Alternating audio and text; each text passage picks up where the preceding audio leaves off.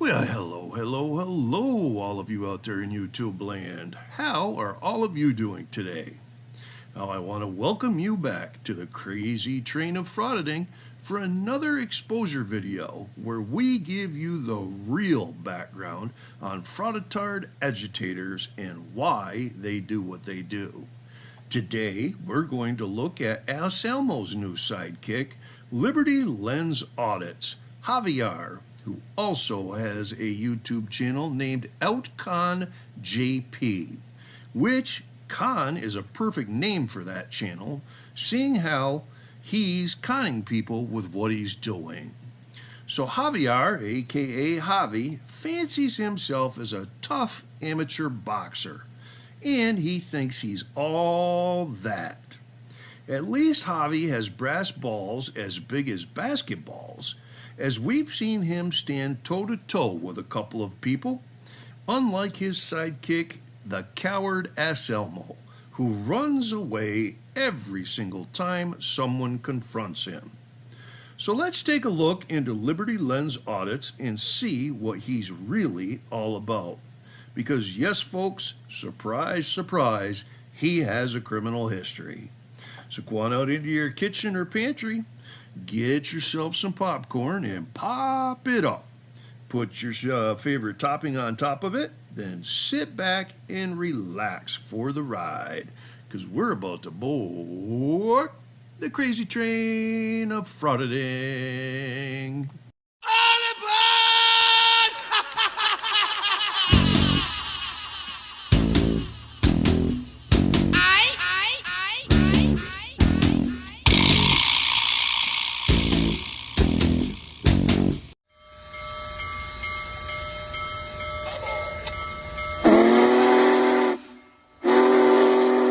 Anyway, let's check out Asselmo and Liberty Lens Liquor Audits doing a sparring partner where Liberty Lens is going to teach Asselmo how to box. It is hilarious. I'm only assuming this is Asselmo because they go out and audit together. Now, Liberty Lens is at a little disadvantage here, reach-wise and height-wise. He's only 4.5 feet tall. And, there's Denver Metro Audits there. No, that's Mr. America. That's Mr. America. That's who that is. I think. I don't know if it's him or not, but I think it is. He's got the beard. He's in the black T-shirt. Liberty Lens is in the white T-shirt. Now watch the moves on these guys. These guys are fantastic. Look at this. Look at ducking and weaving and overhand punches and good God, these guys were amazing. I wouldn't want to get in the ring with them, I'll tell you what. They're just badass. Now, Liberty Lens has to jump up once in a while so he can reach Asselmo's chin. Oh, yeah, there he goes. There he goes. Look at him. Look at him there like a little monkey. Little monkey boy. Is that not the funniest thing you ever saw? Look at these guys. These guys, you could get beat up by a bunch of kindergartners. Look at them. Good God, this is pathetic. Anyway, I can't watch this anymore. This is too painful. This is too painful. You just rocked him. Oh, my God. Come on, give him a left hook, uppercut. Do something. Do something. Yeah, well, it looks like Liberty Lens is just too short for this fight. My God, he's already tired out. Anyway, I'm done. I promise. I can't stop watching this. It's so funny. Okay, I quit now. Well, all right, ladies and gentlemen, without further ado, here is the criminal history of Liberty Lens Audits. Javier, back in 2007, August 20th, 2007, Javier, at the age of 16, was given tickets for carrying passengers, which must be some kind of like a cab or a taxi law out there in Clark County, Nevada. And he was also charged with driving without a valid driver's license. Now, as a minor, he appeared with mommy, Nellie, and count 1 was dismissed, but he was found guilty of count 2, driving without a valid license, and he was given $440 fine and fees. Now, we're going to go ahead 7 years. Javier is now 23 years old. And on September 1st, 2014, he's charged in Hurricane City, Utah, with driving on a revoked or suspended license out of state, which was a misdemeanor, criminal traffic ticket for a misdemeanor. Operate a motorcycle or an ATV or a cycle without a valid license, which is a misdemeanor, criminal traffic misdemeanor out of Hurricane City. And failure to appear on a citation from Hurricane City. Now, on November 14th, 2014, a warrant went out for him for failure to appear on his court date. On June 24th, 2015, 7 months later, that warrant was canceled when the subject was booked into jail. On 3 months later, on 9/2/2015, he pled no contest to those 3 charges. He was given 6 months in jail suspended, 18 months probation, and a $1,236 fine and fees, which 3 months later, a warrant for non-payment of his fine went out. That warrant was canceled 2 days later when he made a payment on the fine. And then 2 months later, on February 1st, 2016, another warrant went out for non-payment of fine. And on June 21st, 2016, he was booked into jail. The warrant was canceled, and he was released because he promised to appear in court next time. I guess his first failure to appear kind of got, forgotten about. Anyways, on August 31st, 2016, his bail from that June 21st arrest was forfeited to pay off his fine. Now we're going to go ahead just 2 weeks to September 15th, 2014. He's given another ticket for driving on suspension, which is a criminal traffic misdemeanor in St. George, Utah. And he was also charged with operating a motorcycle, ATV, or cycle without a valid license. That was also a criminal traffic misdemeanor out of St. George. And on November 24th, 2014, we've got another warrant for failure to appear. And let's see, on January 16th, 2015, he paid part of the bill. The bail was paid, and the warrant was canceled. And on January 22nd, 2015, he pled guilty to both of those charges. He was given 30 days in jail suspended because, the 2 weeks earlier where he got the 6 months in jail suspended, that worked, because he did this other crime. So anyways, they suspended his jail again, gave him $285 in fine and fees. And we're going to go ahead just 3 weeks.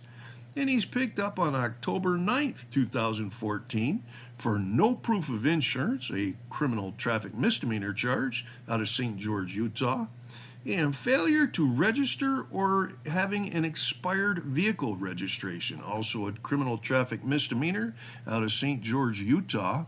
And of course, all those other suspended days of jail have worked on him so well, he's given 90 more days in jail suspended. This time he was given 12 months of probation because the 18 months of probation given to him a month earlier, whatever. Hey, man, they're playing with these guys. Anyways, he was also given $410 fine and fees, which on May 27, 2015, a warrant went out for non-payment of fine. And on June 25th, 2015, the subject was booked into jail. His warrant was canceled. And on July 10th, 2015, he paid the balance of the fine. Yeah, we're going to go ahead about 8 months on June 25th, 2015. He was given tickets for driving on suspension, which is a criminal traffic misdemeanor. Both charges out of St. George, Utah. And the second charge is operating a motorcycle, ATV, or cycle without a valid driver's license or without a valid endorsement on his license.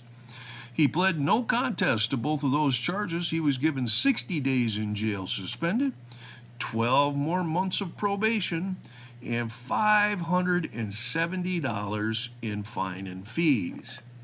Now, on February 15th, 2016, a warrant went out for him for non-payment of fines.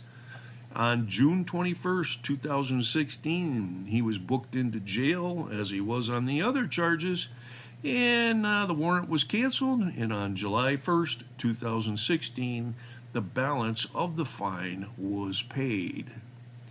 Now we're going to go ahead 4 months to October 8th, 2015. He's given a ticket in St. George, Utah for improper right turn and failure to signal a turn. On February 5th, 2016, he was given a warrant for failure to appear for the charges. June 21st, 2016, he was booked into jail and the warrant was canceled. And on August 24th, 2016, he pled guilty to both charges and was given a $365 fine and fees. Must be he just paid that one off because there's nothing more on that one. And on April 1st, 2016, while he was on the run, he got issuing a bad check charge out of St. George, Utah. For some crazy reason, they gave him bail. And on May 11th, 2016, he was supposed to show up for court, and he failed to appear, so a warrant went out for him. June 21st, 2016, his subject was booked into jail, and the warrant was canceled. And on August 8th, 2016, he pled guilty to that charge. He was given 364 days in jail, which were suspended again. He was given 12 months probation, $2,500 in fines and fees, of which $2,000 was suspended. Plus, he had to pay $511.44 in restitution. Now, we're going to go ahead just 2 months to June 23rd, 2016. He is picked up for driving on a suspended or revoked driver's license with a prior conviction, which is a criminal traffic misdemeanor, and St. George, Utah. And on November 2nd, 2016, he failed to appear for court, and there is an active warrant for him out of St. George, Utah, which is still active as of January 9th of this year. I called and spoke to the St. George, Utah authorities, who were very interested, but they weren't going to go all the way to Las Vegas, Nevada to pick him up on that. So that is still an active warrant that he has up in Utah. On January 5th, 2019, he was arrested for making a false statement or obstructing a public official, which is misdemeanor charges. He got two charges for that. He was found guilty at a bench trial. He was given 25 days in jail, and they're still playing with him. They suspended that jail time. Given a $250 fine for each of the charges for a total of $500, and it must be he paid that because there's nothing further. And let's see, on September 24th, 2020, he's charged with pedestrian crossing at other than a crosswalk, which in Las Vegas is a criminal traffic misdemeanor, and that charge was dismissed. The last charge I can find on him is June 7th, 2023. He was charged with coercion with physical force or threatened physical force, which is a felony in Las Vegas, Nevada, and that charge was also dismissed. Now, interestingly enough, there is at least 4 other charges in Las Vegas for a Javier with his last name. But because there is no date of birth or an address, I can't not confirm that they are for him. And that is because his dad has the same name. They have different middle names. But as I said, there's no, Dad has his own charges that I can verify with a date of birth or with an address. But I can't do it for these 4 charges, unfortunately. They may be his and they may be not.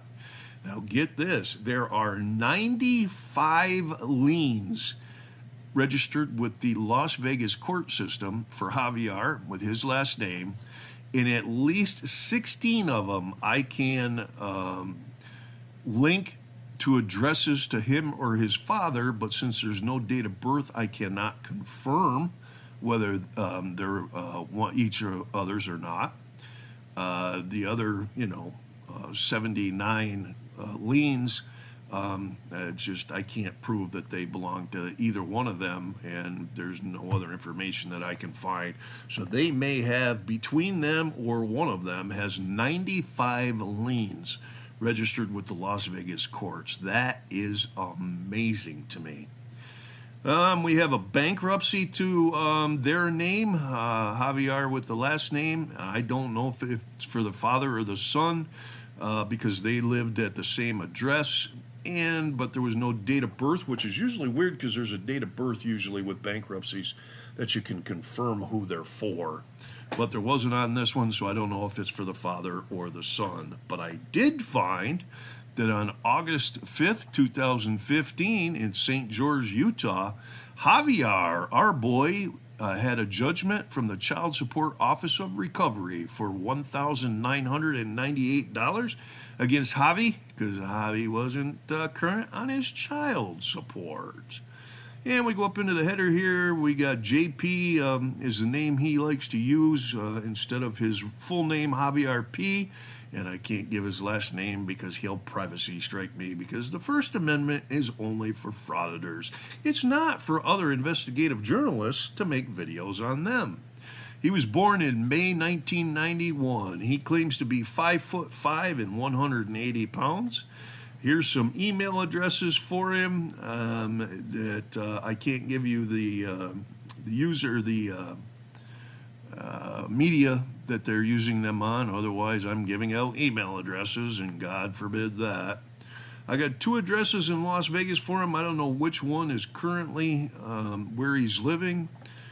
As I said, he's lived in St. George, Utah. And the last I could find, he had an employment listed with Office of Maurice B. Smith from November of 2021 to May of 2024. Interesting, he was working for a law firm, possibly.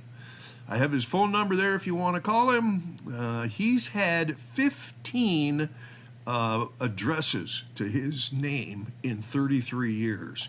He moves a lot, and he moves to get away from law enforcement is what he does. From reading his court cases in Utah, he moves quite frequently to get ahead of law enforcement.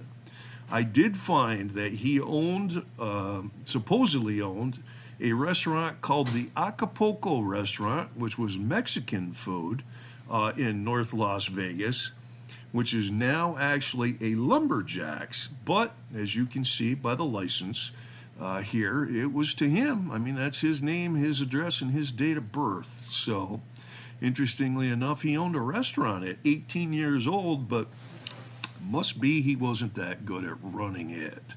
So we have a couple of other social media pages for him here. He's on TikTok, and he's also on Instagram. And he did have a Facebook page, but when I went looking for it today, I could not find it. I don't know if he's gotten rid of it or if I just clicked on the wrong link. I'm sorry if I did that. And that, ladies and gentlemen, is Liberty Lens Audits, Asselmo's new sidekick. He's also known as Outcon JP, Javier P, or JP, aka Javi, the frauditard. Comment down below on what you think about this frauditard agitator. Let us know what you think of him.